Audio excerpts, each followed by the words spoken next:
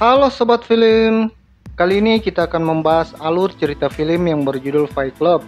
Film ini dirilis pada tahun 1999, menceritakan kisah seorang pegawai kantoran yang hidupnya biasa saja, sampai suatu ketika dia menciptakan kelompok petarung jalanan.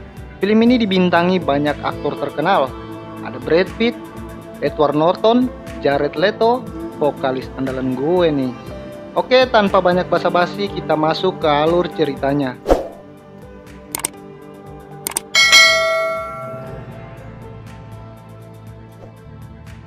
Scene diawali dengan seorang pria yang sedang disekap oleh pria lain bernama Tyler Durden. Kita sebut saja pria tersebut Botti. Botti lantas teringat dengan kisah hidupnya yang dulu. Botti adalah seorang pegawai perusahaan yang stres dengan pekerjaannya. Dia mengalami insomnia yang berkepanjangan. Botti memiliki hobi untuk membeli barang-barang mewah dan elegan untuk apartemennya. Suatu hari Botti pergi ke dokter untuk konsultasi masalah insomnianya. Di situ dokter menyuruh Botti untuk sering olahraga.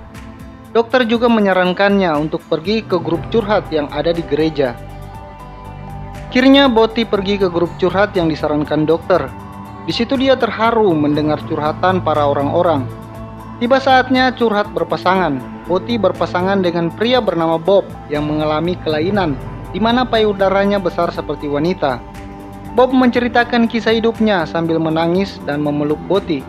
Botti mulai ikut menangis. Ia merasa iba dengan kisah para pasien ini. Akhirnya Botti bisa tertidur dengan nyenyak. Hari-hari berikutnya Botti sudah sering mengikuti berbagai macam sesi curhat. Dia merasakan kebebasan ketika pasien menangis. Dia juga akan ikut menangis lebih kencang. Suatu hari muncul seorang wanita bernama Marla dengan penampilan yang cukup unik. Kehadiran Marla membuat Botti tidak bersemangat karena kelakuan Marla yang tidak sopan. Botti tidak bisa menangis lagi, bahkan dia kembali mengalami insomnia. Botti mencoba mendekati Marla dan langsung meminta Marla meninggalkan tempat itu. Akhirnya mereka membuat kesepakatan untuk datang di hari yang berbeda. Botti kembali menjalankan pekerjaannya. Dia sibuk keluar kota karena dia adalah orang yang ahli dalam perusahaan untuk urusan penelitian. Dia mampu mengetahui penyebab kecelakaan mobil yang diproduksi oleh perusahaannya dan melihat apa yang salah dari mobil itu. Botti merasa hidupnya sangat membagongkan. Bahkan setiap naik pesawat, dia berharap adanya kecelakaan. Suatu hari saat dia naik pesawat, dia berbincang dengan seorang pria di sampingnya. Pria itu bernama Tyler Durden, seorang pembuat dan penjual sabun. Di situ Tyler mengatakan bahwa sebuah sabun dan jus jeruk jika disatukan bisa jadi sebuah bom. Bom bisa dibuat dari bahan-bahan rumahan. Botti terkesima dengan ilmu yang dimiliki Tyler. Saat pulang ke apartemennya, Botti melihat apartemennya sudah terbakar. Polisi mengatakan kompor miliknya mengeluarkan gas dan sepertinya kulkaslah yang pertama kali mengeluarkan percikan api. Botti sangat kebingungan mencari tempat tinggal. Dia lalu teringat dengan kartu nama milik Tyler. Dia pun memutuskan menelepon Tyler. Mereka pun akhirnya bertemu di sebuah bar. Di sana Botti menceritakan keluh kesahnya. Semua barangnya lenyap begitu saja. Tyler menghibur Botti dengan mengatakan untuk jangan terlalu sempurna dengan membeli barang-barang yang seharusnya tidak harus dibeli. Setelah minum di bar, Botti meminta untuk tinggal sementara di rumah Tyler. Tyler menyetujuinya dengan syarat mereka harus berkelahi dulu. Botti tampak bingung, tapi dengan bujukan Tyler yang terus meminta, mereka pun berkelahi. Setelah berkelahi, Tyler mengajak Botti ke rumahnya. Terlihat rumah itu sangat kumuh dan tidak terurus. Air kotor, bau limbah pabrik karena di samping rumah itu ada pabrik. Tapi Botti entah kenapa tetap ingin tinggal bersama Tyler. Mereka sering berduel di depan bar yang cukup menarik perhatian pengunjung. Mereka menjadi sebuah tontonan. Anehnya setelah berkelahi, Botti merasakan ketenangan dan kebahagiaan. Orang-orang akan ramai berkumpul setiap mereka berkelahi. Akhirnya Botti membuat sebuah klub yang dinamai Fight Club. Botti dan Tyler membuat beberapa aturan, di mana jangan pernah membicarakan Fight Club di luar klub. Dan jika seseorang tidak bisa bangun lagi, pertarungan dinyatakan berakhir. Tidak boleh menggunakan baju dan sepatu. Aturan terakhir, semua anggota harus bertarung. Semuanya menikmati pertunjukan itu. Yang bertarung pun tidak pernah masalah dengan luka yang mereka terima. Semuanya bersenang-senang. Suara teriakan anggota membuat Botti seperti menemukan alamnya. Suatu hari Botti menerima telepon dari Marla yang menanyakan kenapa tidak pernah lagi hadir di klub curhat. Botti mengatakan kalau dia sudah menemukan klub baru, tapi dia tidak mengatakan pada Marla apa klubnya. Marla penasaran, tapi Botti membiarkan telepon itu begitu saja. Keesokan paginya Botti melihat pintu kamar Tyler tertutup. Padahal selama ini Tyler tidak pernah menutup pintu. Saat Botti di dapur, Marla tiba-tiba muncul dengan cuek. Botti merasa aneh dan menanyakan kenapa Marla ada di rumah itu. Mendengar pertanyaan itu, Marla merasa kesal dan pergi meninggalkan dia. Kemudian Tyler datang dan menceritakan bagaimana mereka bisa kenal sebelumnya. Setelah Tyler menjelaskan, Botti sudah menebak apa yang sudah terjadi. Jadi begini, Tyler mengangkat telepon yang ditinggalkan Botti dan memutuskan mendatangi Marla. Tyler bergegas ke rumah Marla karena Marla akan bunuh diri. Saat di rumah Marla terdengar suara mobil polisi di depan. Marla pun meminta Tyler membawanya pergi dari tempat itu. Tyler membawa Marla ke rumahnya dan kalian tahulah apa yang terjadi selanjutnya. Tyler menanyakan apakah Botti menyukai Marla. Botti menjawab dengan tegas, tidak. Tyler meminta Botti jangan menceritakan siapa Tyler kepada Marla atau persahabatan mereka akan hancur. Sejak saat itu Marla dan Tyler sering bersama yang membuat Botti sangat terganggu. Botti jadi sering beraktivitas sendirian di rumah, sedangkan Tyler di kamar mantap-mantap dengan Marla. Suatu hari ada telepon masuk dan ternyata dari polisi yang melaporkan penyelidikan kebakaran apartemen miliknya. Di situ terungkap kebakaran itu terjadi karena ada bahan bom yang dibuat dengan bahan rumahan. Polisi meminta Botti untuk memikirkan orang yang mungkin membencinya karena ada kemungkinan ini direncanakan. Botti pun mencurigai Tyler karena Tyler pernah menceritakan tentang bom yang bisa dibuat sendiri. Tak lama kemudian Marla mendekati Botti. Marla mencoba menggoda Botti, tapi Botti menghina Marla. Marla yang tersinggung pergi meninggalkan si Botti. Malam harinya Tyler mengajak Botti ke rumah sakit mencari lemak untuk sebuah sabun. Tyler berencana membuat sabun dari lemak manusia. Menurut Tyler, lemak manusia paling bagus dibuat sabun. Mereka mengambil di TPA. Setelah mendapatkan lemak, mereka membuatnya di rumah. Lemak dicampur dengan bahan kimia dan jadilah sabun. Tiba-tiba Tyler menuangkan bahan kimia itu ke tangan Botti yang membuat tangan Botti seperti terbakar. Tyler ingin Botti bisa menahan rasa sakit agar dia bisa lebih kuat dan menjadi orang yang siap menghadapi segala situasi. Scene pun berpindah. Di jalan Botti bertemu dengan Bob, temannya di grup curhat. Bob mengatakan dia sudah tidak ikut grup curhat lagi. Dia kini masuk grup rahasia yang dilarang untuk menyebutkan namanya. Botti langsung mengatakan kalau dia pendiri klub itu. Botti pun langsung mengajak Bob duel malam itu juga. Saat selesai duel, datang dua orang pria yang ternyata pemilik bar itu. Tyler mengatakan bahwa dia sudah izin kepada Irwin untuk memakai tempat itu. Tapi ternyata Irwin bukan pemilik aslinya. Pemilik bar ingin mereka semua meninggalkan tempat itu, tapi Tyler malah mengajaknya bergabung. Pemilik bar kesal dan menghajar Tyler. Tyler balas menghajarnya. Tyler terus memaksa meminta izin kepadanya. Akhirnya pemilik bar mengizinkan tempat itu dipakai. Para anggota membantu Tyler berdiri. Tyler pun memberikan tugas kepada semua anggota untuk berkelahi dengan orang asing di luar sana. Sejak hari itu banyak perkelahian di mana-mana. Bahkan Botti pun mendatangi bosnya dan mengancam untuk melaporkan ke semua orang tentang berbagai macam kegagalan dari mobil yang diciptakan perusahaannya itu. Bosnya kesal dan menelepon security. Tiba-tiba Botti memukul dan menyakiti dirinya sendiri.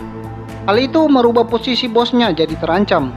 Botti berhasil mendapatkan ganti rugi berupa tunjangan BPJS dan gaji selama 1 tahun. Dengan uang itu dia membangun Fight Club. Sejak saat itu Fight Club mendapatkan tugas baru, merusak barcode harga, memancing merpati datang ke dealer mobil sehingga mobilnya kotor, bahkan merusak beberapa mobil di pinggir jalan. Entah apa yang merasuki Tyler. Sebenarnya Tyler muak dengan ukuran sebuah kesuksesan yang dilihat dari berapa jumlah uang di bank atau mobil apa yang digunakan. Menurutnya dunia ini hanya permainan sampah saja. Scene berpindah di mana Tyler mendatangkan banyak tempat tidur susun. Ternyata dia memutuskan membawa beberapa anggota untuk tinggal di situ. Sebenarnya Boti bingung dengan tindakan Tyler, tapi dia masih mempercayai Tyler. Suatu saat semua anggota sedang berkumpul di ruang TV. Tyler mengatakan bahwa mereka sedang merayakan sesuatu. Ternyata mereka membuat aksi membakar sebuah gedung. Semua orang senang kecuali Boti. Mereka telah menjalankan proyek yang dinamai Project Mayhem. Scene berpindah di mana pejabat kota melakukan konferensi pers. Mereka membahas kasus yang dibuat kelompok Tyler. Kemudian salah seorang pejabat pergi ke toilet. Ternyata di situ sudah ada anggota Fight Club. Mereka mengikuti pria itu di toilet. Tyler sudah ada di dalam toilet. Tyler meminta membatalkan penyelidikan atau alat vitalnya akan dipotong. Boti semakin bingung dengan semua tindakan Tyler. Di situ terlihat Tyler lebih percaya dengan anggota yang pirang. Saat kembali ke Fight Club, Boti mengajak si pirang duel. Dia memukul si pirang dengan brutal. Boti hilang kendali yang membuat semua anggota terheran-heran. Setelah pertarungan, mereka pergi ke suatu tempat. Di tengah jalan, Boti mengungkapkan kekesalannya tidak dilibatkan dalam proyek Mayhem sejak awal, karena mereka berdua yang mendirikan Fight Club. Proyek Mayhem bagian dari Fight Club, jadi Boti harus masuk dalam perencanaan. Tyler mengatakan kalau proyek itu tidak ada hubungannya dengan persahabatan mereka. Tyler ternyata tahu bahwa selama ini Boti mencurigai dia yang meledakkan apartemennya. Tyler pun melepaskan kemudinya, lalu meminta Boti untuk belajar melepaskan dan merelakan semuanya. Tiba-tiba kecelakaan pun terjadi dan Boti pingsan.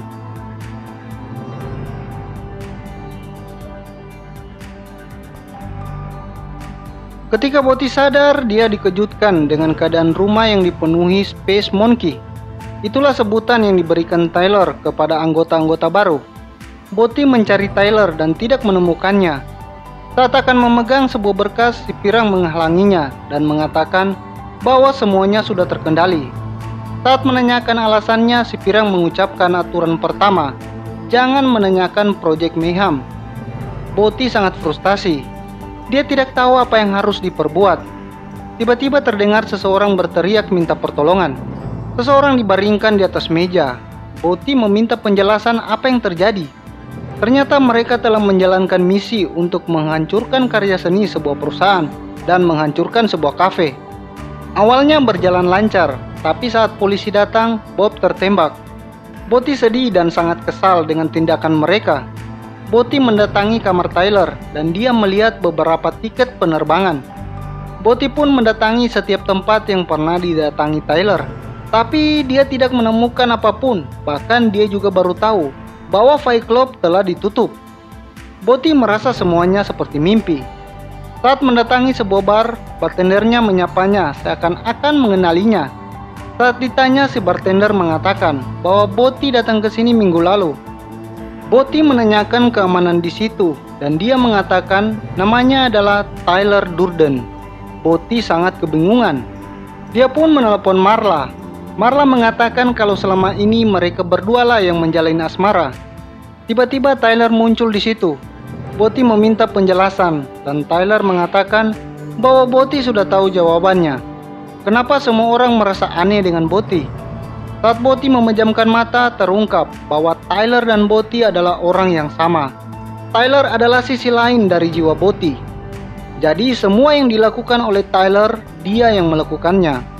Saat Boti tidur, disitulah pertukaran karakter terjadi. Terbukti tengah malam Tyler menelepon banyak orang. Boti kembali ke rumah dan rumahnya sudah kosong.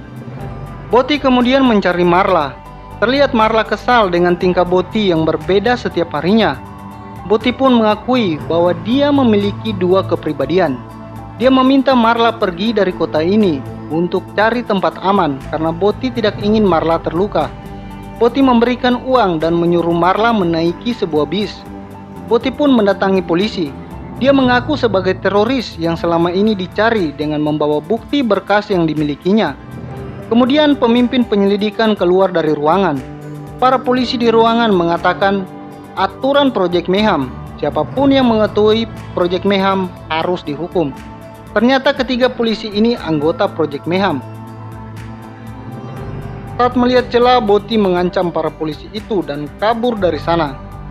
Boti teringat dengan gedung yang akan dihancurkan dan dia pun pergi ke gedung itu. Saat di basement, dia menemukan mobil putih yang berisikan bom yang sangat banyak. Tyler pun muncul mengatakan bahwa tidak hanya di sini saja, tapi masih ada 10 gedung lainnya yang disimpan bom. Tyler mencoba menghentikan Boti, akan tetapi sebenarnya Boti bergulat dengan dirinya sendiri. Terlihat di CCTV, Boti hanya sendirian. Selanjutnya kita kembali lagi di awal ketika Boti disekap Tyler yang ternyata oleh dirinya sendiri. Di luar, Marla dibawa oleh anak-anak project. Boti meminta Tyler pergi dari pikirannya. Dia pun sadar apa yang dilihatnya tidak nyata. Dia bisa mengontrol takdir Tyler. Akhirnya Boti memutuskan menembak mulutnya. Ternyata Boti masih selamat karena hanya mengenai pipinya. Tak lama kemudian Marla muncul dengan anak-anak Fight Club. Tiba-tiba terjadi ledakan gedung-gedung bertingkat. Film pun tamat. Oke, sampai di sini alur cerita kali ini. Semoga dapat menghibur. Sampai jumpa di alur cerita berikutnya. Bye.